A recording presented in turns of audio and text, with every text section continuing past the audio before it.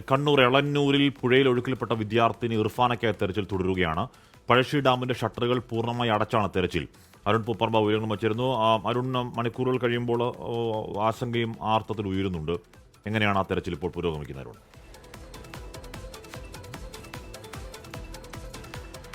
ഇന്നലെ വൈകിട്ട് 4 മണിയോടെയാണ് ഈ അപകടമുണ്ടായത്.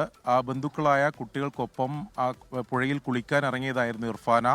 18 വയസ്സാണ്. അതിനിടെയാണ് നമ്മളിപ്പോൾ കാണുന്ന ഈ പുഴയിൽ ഇർഫാന ഒഴുക്കിൽപ്പെട്ടത്. അതിനുശേഷം പെട്ടെന്ന് തന്നെ ഇന്നലെ തന്നെ തെരച്ചിൽ ആരംഭിച്ചിരുന്നു. ഫയർഫോഴ്സിൻ്റെയും അതോടൊപ്പം നാട്ടുകാരുടെയൊക്കെ സഹായത്തോടെയാണ് തെരച്ചിൽ നടക്കുന്നത്. ഇതിന് തൊട്ട് മുകളിൽ പഴശ്ശി അണക്കെട്ടാണ്.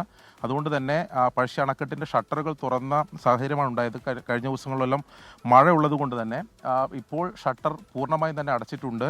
നമ്മൾ ഈ നിൽക്കുന്ന സ്ഥലത്തൊക്കെ ഇന്നലെ വെള്ളമുണ്ടായിരുന്നു. ഇന്ന് രാവിലെയും ഈ ഭാഗത്തൊക്കെ വെള്ളമുണ്ടായിരുന്നു എന്നാണ് നാട്ടുകാർ പറയുന്നത്.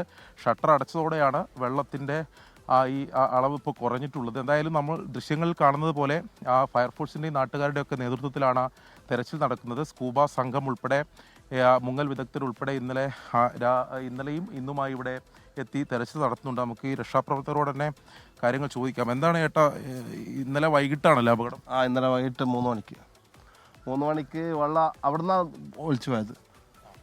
പിന്നെ ചെറിയ പിള്ളറും ഒരു ചങ്ങായും കൂടി ഉണ്ട്. ലാസ്റ്റ് വന്നിന്. പിന്നെ പെണ്ണ് കൈമന്ന് പോയി. കൂടെ കുട്ടിയും പോയി, പെണ്ണും പോയി. കുട്ടിനെ പിടിച്ച് പെണ്ണ് കൈമന്ന് തള്ളിപ്പോയി. നല്ല ആഴവും ഒഴുക്ക് നല്ല ഒഴുക്കാണ്. നല്ല ഒഴുക്കാണ്. ഇതെല്ലാം വെള്ളത്തിലാണ്. ഇവിടെ ഈ അണക്കെട്ട് ഡാമിന്റെ ഷട്ടറുകൾ അടച്ചോടെയാണോ? ഇതിപ്പോൾ നമ്മൾ ഇൻഫോം ചെയ്തിട്ട് 8 മണിക്ക് ഷട്ടർ അടിച്ച് അതിനുശേഷമാണ് കുറഞ്ഞത്. ഇപ്പോഴും ഈ അടിയൊഴുക്കുണ്ടോ? നല്ല ഒഴുക്ക്. നന്നായി നീന്താറിയുന്ന ഒരാൾക്ക് ഇപ്പം തന്നെ വെള്ളത്തിൽ ഇറങ്ങാൻ നിൽക്കാൻ പറ്റത്തുള്ളൂ.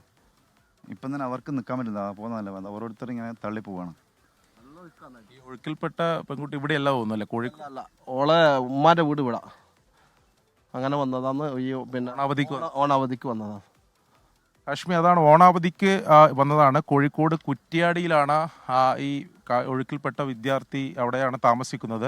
ഇന്നലെ വൈകിട്ട് കുളിക്കുമ്പോഴാണ് ഇർഫാന പുഴയിലെ ഒഴുക്കിൽപ്പെട്ടു പോയത്.